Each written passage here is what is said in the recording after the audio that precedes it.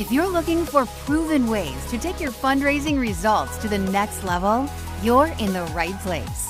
Welcome to the Intentional Fundraiser podcast, hosted by Tammy Zonker. Tammy has trained and led thousands of nonprofit organizations to collectively raise more than $500 million and is also recognized as one of America's top 20 fundraising experts. This is the podcast where Tammy equips and empowers amazing fundraising pros like you to transform your fundraising so you can transform the world. And now, let's hear from Tammy. We'll start the show in a moment after a word from a few amazing fundraisers about what they value most as members of Tammy Zonker's Fundraising Transformers community.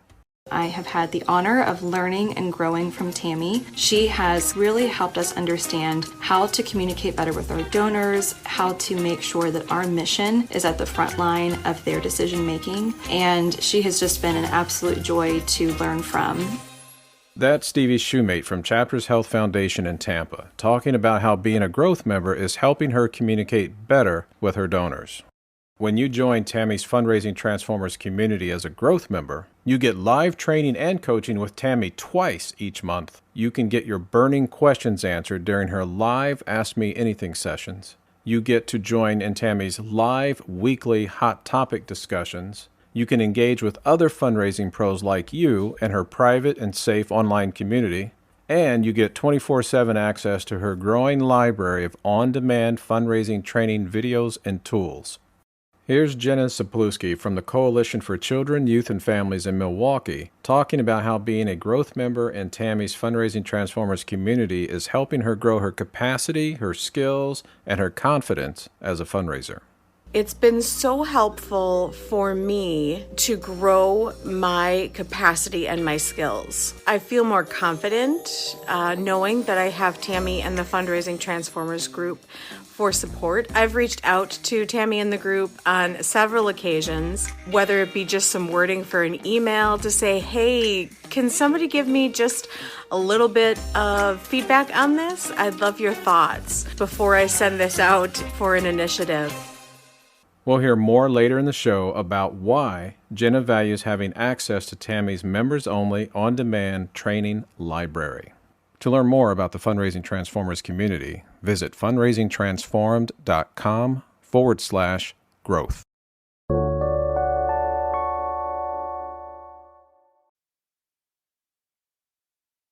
Today on the Intentional Fundraiser podcast, we are thrilled to welcome my friend Julia Campbell.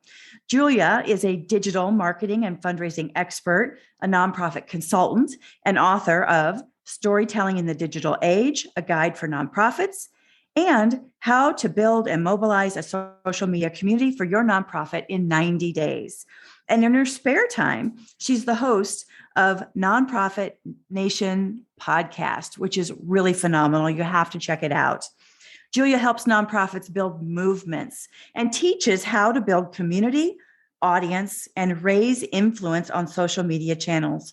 Julia, welcome to the show. Thank you so much for having me, Tammy. I'm excited to be here. Oh, we're excited to have you. So I want to jump in, Julia. You know, you talk a lot about future-proofing your social media and your digital marketing strategy.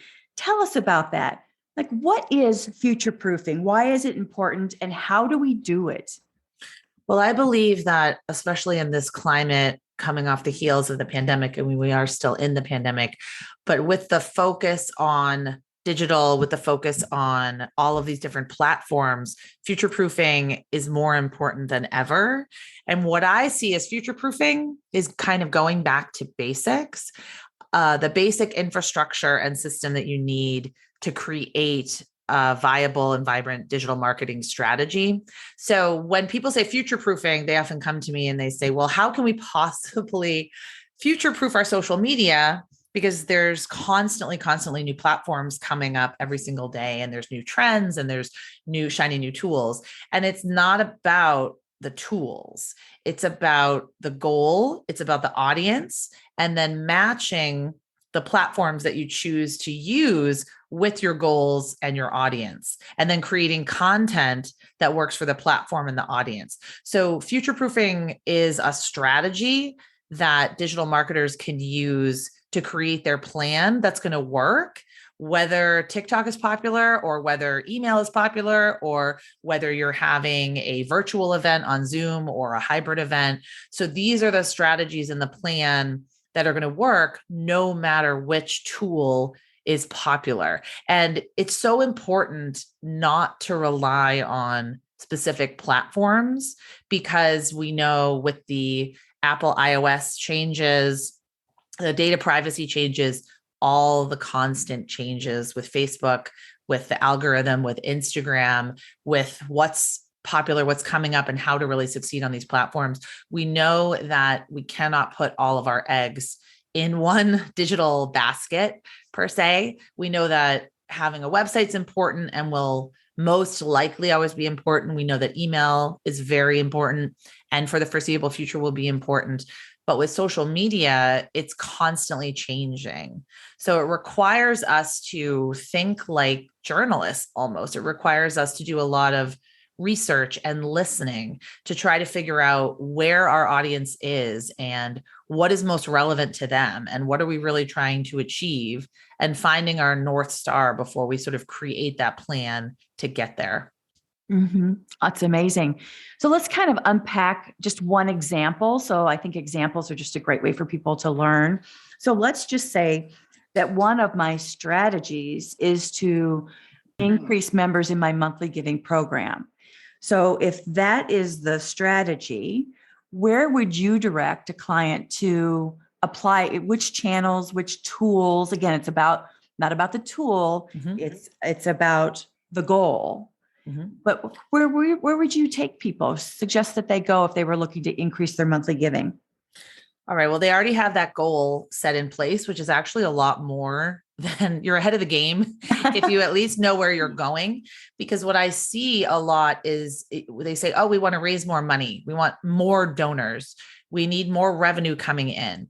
But if you have a specific goal, like increasing monthly donors, then you can really unpack that and figure out how to get there. So the first thing you need to do is talk to your monthly donors. So potentially send out a survey or even call them on the phone, send emails, talk to a handful of them, and really find out what drives them, what motivates them, find out, what the podcasts they listen to, what magazines they read, what they follow on social media, and then find out what really drives them to donate and be a participant in your cause. And actually, one of the organizations that I give to monthly, they're phenomenal. They're called Amira Incorporated, and they don't use the word save, but they rehabilitate people who have been in the sex trafficking trade, which actually is very more prevalent than you think in America, which is shocking. So they have a lot of different programs that they provide and services they provide. But when I joined, I got a call immediately and they said, can we just ask you a few questions? And they said, what social media do you use? Do you prefer email? Where do you like to spend time online? What kind of content do you like to read? Do you watch videos?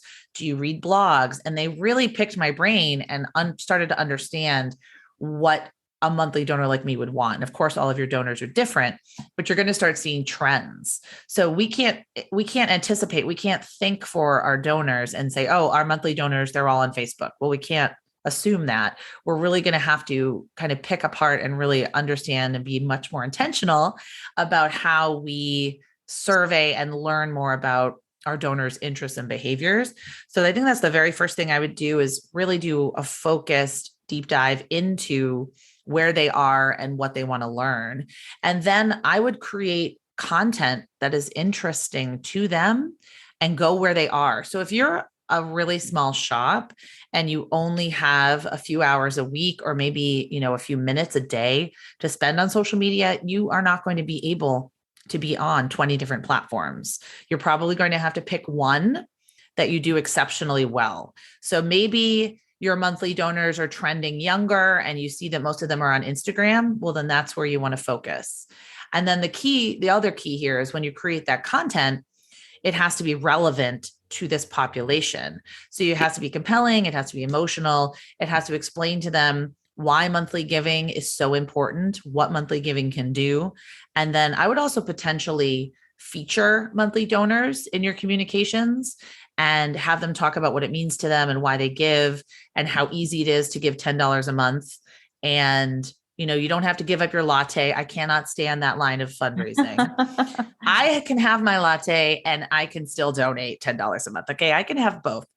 So you don't want to be manipulative or make people feel guilty, but you want to talk to them in the language that they use and go to the places that they are at and really build a community of people that are excited, that are interested. And, an advanced strategy would be to connect them with each other, whether that's a Facebook group or maybe a LinkedIn group or some kind of group where they can talk to each other and really see that there are so many other people in the world that think the same way they do.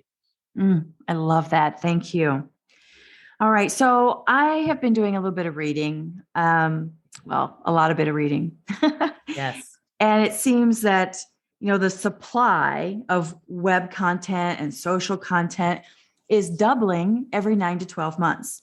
In fact, I just learned this new term called content shock, which has been coined to describe the often overwhelming proliferation of content production and consumption. So in other words, there's just so much coming at us all the time. And as a result, here in the US, we're spending an average of 10 hours a day on our screens. So at this rate, the average American will spend 44 years of their life in front of a screen. Isn't that incredible to think about? Wow, that's pretty incredible. So that probably includes mobile devices and computers. Yes. So how can we manage it all? And how can our messaging rise above the masses to reach our intended audiences? Management of content is definitely a challenge, especially if you're someone like me and you have ideas constantly in your head and you're trying to manage all of your great ideas with the actual work that you still have to get done and all of the projects that are still not completed. So for me, when I manage content, I try so hard to whittle it down to what does my audience want. So I have a lot of things I want to say. I have a lot of things I would love to write about, put out there, people I want on my podcast, but I always have to remember it's not about me. It's about my perspective and it's about my unique take on things and it's about my voice, but it's not about what I want to create at the end of the day. It's about my audience and what is valuable to them and what do they want to see from me. So in terms of, I'll talk about the messaging, getting your messaging to rise above. It's never going to reach every single person. So we can't beat the internet on quantity, but we can beat it on quality. Focus your efforts on your donors, who you want to reach and what matters to them. And if you haven't watched it already, I encourage you to watch the TED Talk, Simon Sinek, Start With Why. And I encourage you to read his book and I encourage you to buy the workbook and follow him on Instagram. Simon Sinek is phenomenal.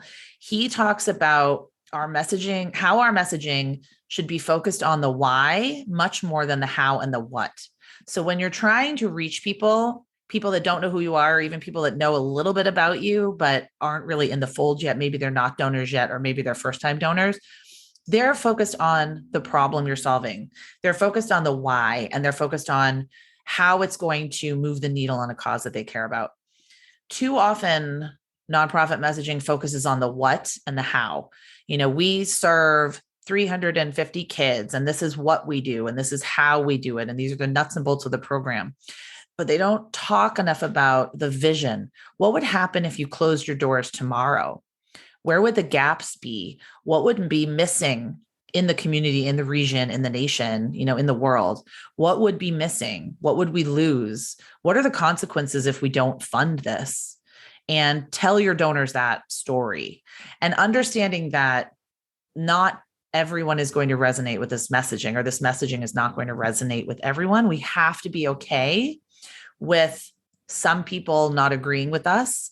We have to be okay with some people pushing back. We have to be okay with offending people, because I'm here to tell you, with your messaging, it is going to rub someone the wrong way. I do not care what you do. I know that I've done fundraising for a library. I've done fundraising for school groups. I've done fundraising for historical societies. there's always going to be someone out there that disagrees with what you do, that doesn't want you to have funding, that would rather fund something else. So you have to sort of get away from the mentality that you have to please everyone, because if you try to please everyone, you'll please no one. So that's about getting your messaging to rise above it all. It's not, but it can resonate with the right people who look at it and say, this is something I care about. This is something that's important to me. This is something I want to learn more about and participate in. In terms of content management, I'm a big proponent of time blocking. So when we're talking about content management, we're really talking about a few things. I teach the 4 pillars of social media management. And so I'll just give you a quick rundown of the 4 pillars. 1, research and listening. That means always having your ear to the ground, learning the trends, seeing what's working with your audience, talking to them about what they want to hear. The second pillar is creating the content. So that's physically creating the videos, the captions, the blog posts, whatever it is, repurposing content. I encourage you to go through all of your annual reports, your website, your grants, your event programs, see what you can repurpose and recycle and maybe put a fresh coat of paint on rather than reinventing the wheel. And then the third pillar is community management. So answering questions, being accessible, answering those DMs, checking in on comments, following other people, just making sure that your community, the people that follow you online, feel like you're an actual person and not a robot. And then the fourth piece is measurement and analysis. I recommend once a week, maybe once a month, running reports to see, are we actually increasing engagement? Are we increasing our monthly donors? What kind of content is working? So we'll just go with the monthly donor example. What kind of content seems to be resonating and working to increase our monthly donors? Is it maybe TikTok? Are they coming from Instagram? Are they coming from email? So always be analyzing and looking at what you're doing, but blocking time in your calendar to do this, because I'm telling you right now, if you don't block the time out, it's going to get taken up. It's going to get eaten away by lots of little things. Julia, we talk about that in the intentional fundraiser as well, block time and buffer time. Yes. And having the discipline to honor that boundary, that block time, like it is a visit with your most generous, most special donors. Yep. Right? Yep. It's that important. Mm-hmm. And we were talking about Stephen Covey earlier offline. Yeah. And Stephen Covey says you have to put the big rocks in before the little rocks and before the sand. So that's how I look at my calendar. You put the big rocks in your calendar that are the immovable, non-negotiable rocks.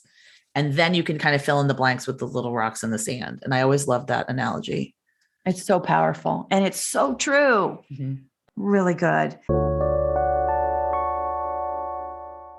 We're back with growth member Jenna Zapluski from the Coalition for Children, Youth, and Families in Milwaukee, talking about how having 24/7 access to Tammy Zonker's on-demand training library is helping her become a better fundraiser.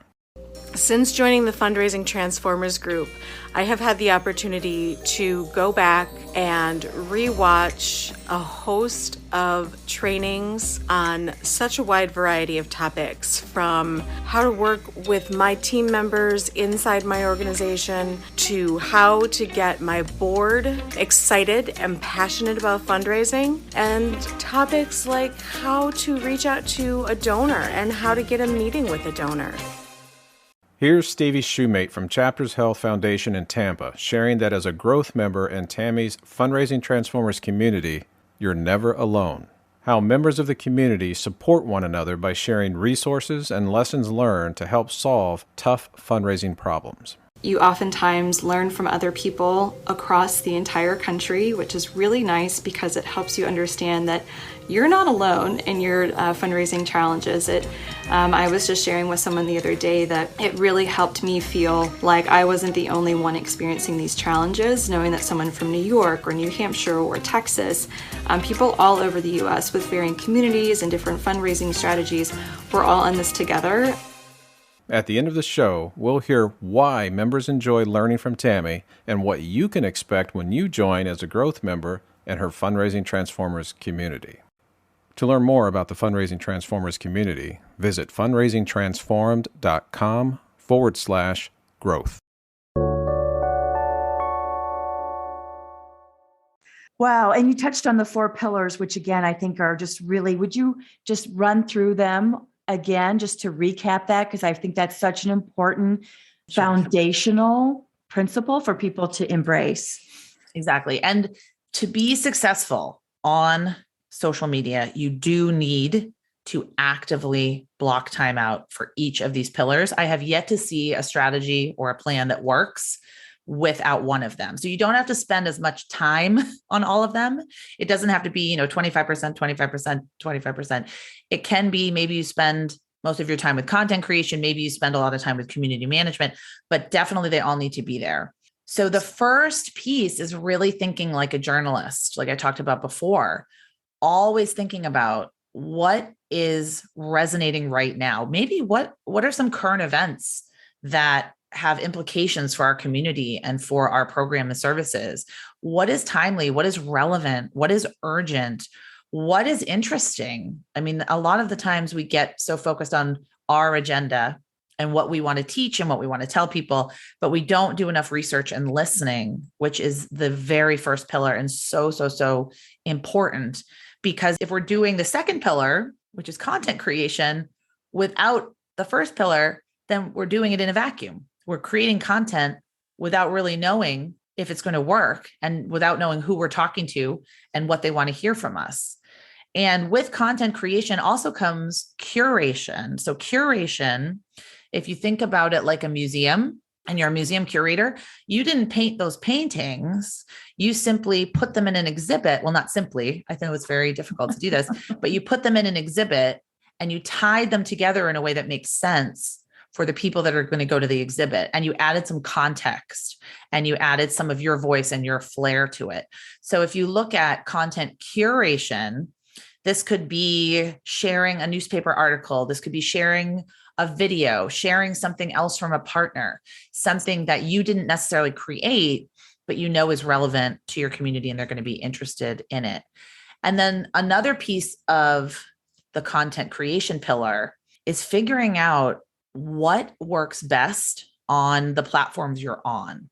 So this does not mean cutting and pasting. This does not mean setting it and forgetting it and sort of blasting it out the same thing across platforms, because what works on Instagram doesn't necessarily work on Pinterest or LinkedIn. You have to mold the content and understand what works. For instance, I just saw a statistic today that says Instagram Reels are 22% more engaging and get more comments and shares than any other content on Instagram.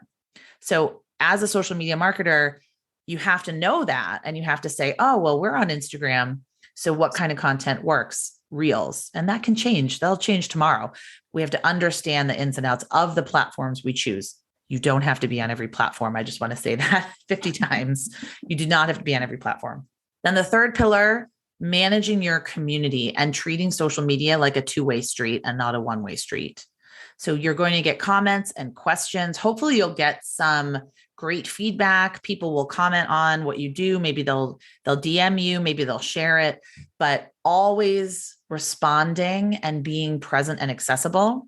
If you get a lot of negative comments, then what I recommend is having some very strict social media policies in place that you can direct people to and say, well, this is a violation of our social media policy. We're going to have to delete this comment, just letting people know and not deleting people arbitrarily or blocking them arbitrarily, really being very transparent about what you're doing because people do see that. Also directing people offline. If they have a question that you don't want to answer on your public feed, just say, here's my email, here's my phone number. I'd love to talk to you about this online. But treating social media in this way so people don't think that you're a bot. I really can't stand when I see people responding and asking questions on a post, especially about like an event, and nobody's answering their questions. And I think, oh, these people are reaching out. They're interested. They want to hear from you. And yes, probably the information is all right there, but we really have to understand that people, especially on social media, want an answer when they want it and how they want it. So if we open up the can of worms, we have to manage the community. And then the fourth pillar of measurement and analysis, which is where we get lost and where we get stuck. We don't know what to measure and we don't know how to measure it. I think pick 3 metrics that you're going to measure from week to week to week or month to month to month. So you can see if there's improvement, you can see if there's growth. And the metric always ties back to your goals. What are your goals? What are you hoping to accomplish with social media? And then using that data, don't just measure it, use it to improve and iterate and tweak what you're doing.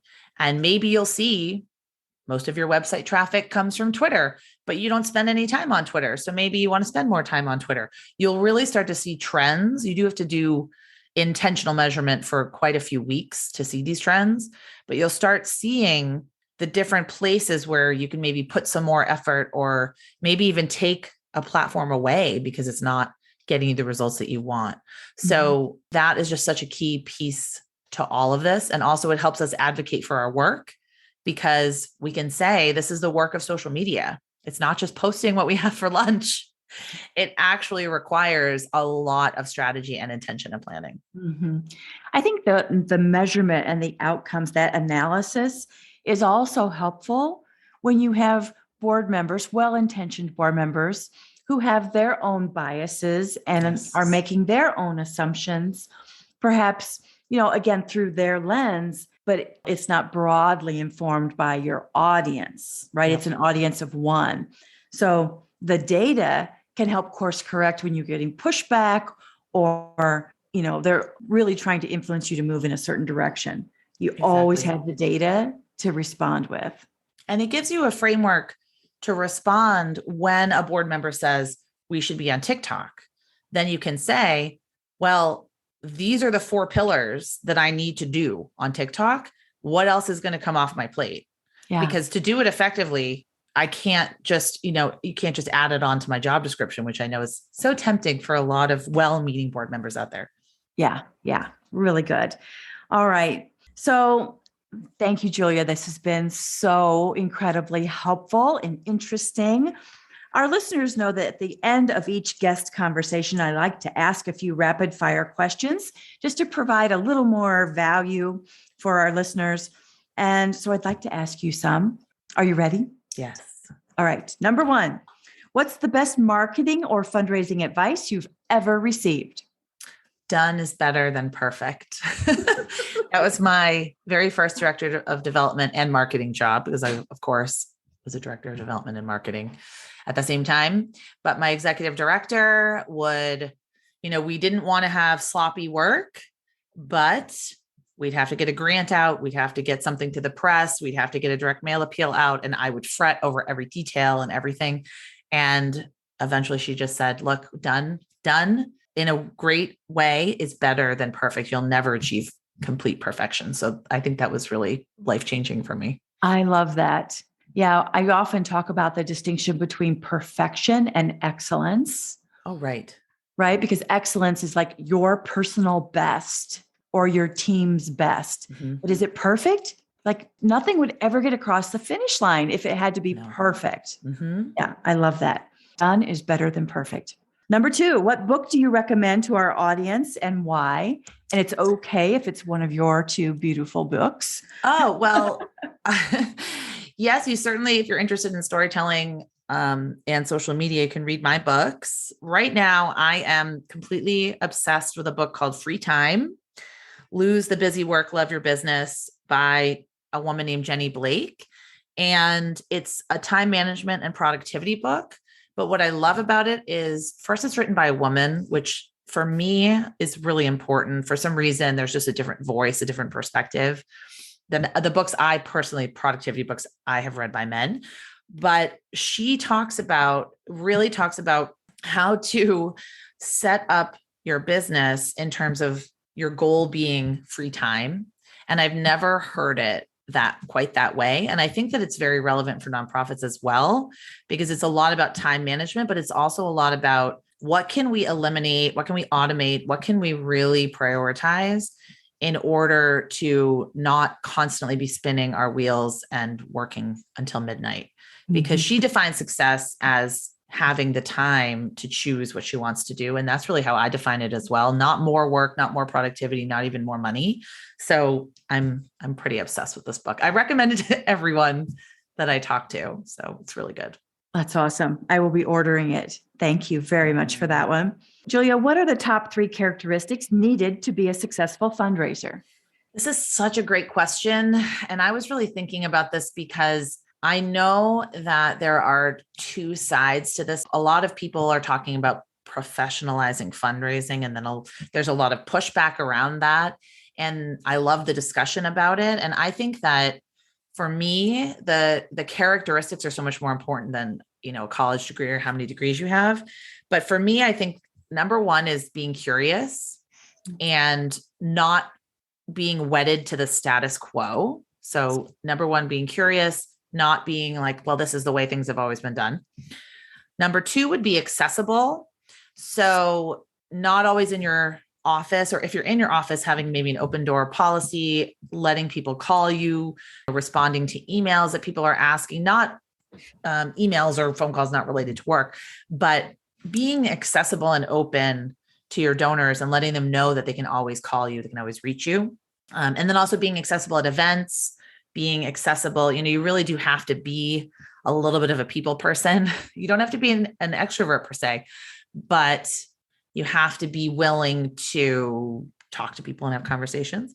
And then the third characteristic, you can't take things personally. Mm-hmm. So I don't know if that's easygoing. I don't consider myself easygoing at all, but I don't take things personally at all, really a lot. You just can't take a no or rejection or criticism and internalize it and take it personally. You really have to learn from it, adapt if you want, take from it what you will, and then, move on to the next thing.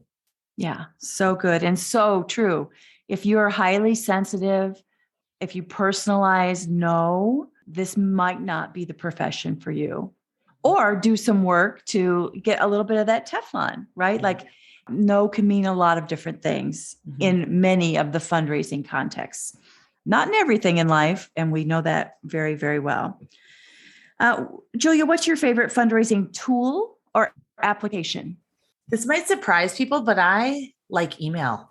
I love email for fundraising. And my favorite email service, I use ConvertKit because you can personalize things, you can categorize things, you can add tags, you can segment people. I think that email, when done really well, is still one of the most powerful ways to raise money, especially in the digital realm. So, emails, I think they're just vastly underutilized and misunderstood by the sector, but I think it's one of my favorite fundraising tools. Love it. Now, this question could get you in some hot water. Julia speaks in keynote, in fact, a lot of conferences. Oh. My question is, what's your favorite fundraising conference and why? So there's a lot of conferences. So there are marketing conferences. There are specific conferences like the Boys and Girls Club, that kind of thing. But in terms of my favorite fundraising conference, I really think it's Cause Camp. And I will say Cause Camp because it was my very first big talk in front of 400 people when I first presented to them. And the atmosphere there is so intimate, even though it is a huge conference. It's always held in Lincoln, Nebraska when it's held in person. So it's a small town and people there are just so friendly and wonderful. And I've just always loved the organizers, the vibe, the other speakers, the way they curate it and the way they really take care of their attendees. So I would have to give a shout out to Cause Camp. All right. Way to go, Cause Camp. Last question. Julia, knowing what you do now about fundraising and the nonprofit sector, what advice would you give your younger self who's just getting started in the profession? This is just such a fantastic question. I would tell myself, me personally, I would say you're not going to get everything correct, but definitely get yourself out there more. So what I did in my very first job, I was actually a development and marketing director, but I was in an office that was not where all of the action happened. So I worked with a domestic violence agency. There was a shelter, there were support groups, and there was a children's program, and there was an administrative office. And all of that happened away from where I worked. And I just didn't have a lot of the courage to get myself out there, put myself out there and ask for what I needed. So my advice would be advocate for what you need and have lots and lots and lots of conversations before diving in and creating a fundraising plan. You have to build up that trust first. You have to really understand your coworkers and understand the cause and understand the implications, the solution that you're providing before diving into how many emails are we going to send and how many grants are we going to send out. So I would do a lot more research and discovery before sort of putting my sort of the rubber to the road. Yeah, really good. Julia, thank you for sharing your passion and your expertise with our community today. We so appreciate you. Thank you. Awesome. Well, if you find yourself wanting to learn more about Julia, check out jcsocialmarketing.com. Sign up for Julia's free newsletter to stay in the know about upcoming webinars, conference speaking, and other helpful resources. That's a wrap for this episode of the Intentional Fundraiser Podcast with me, Tammy Zonker. Until next time, keep on transforming your fundraising so you can transform the world. Bye for now.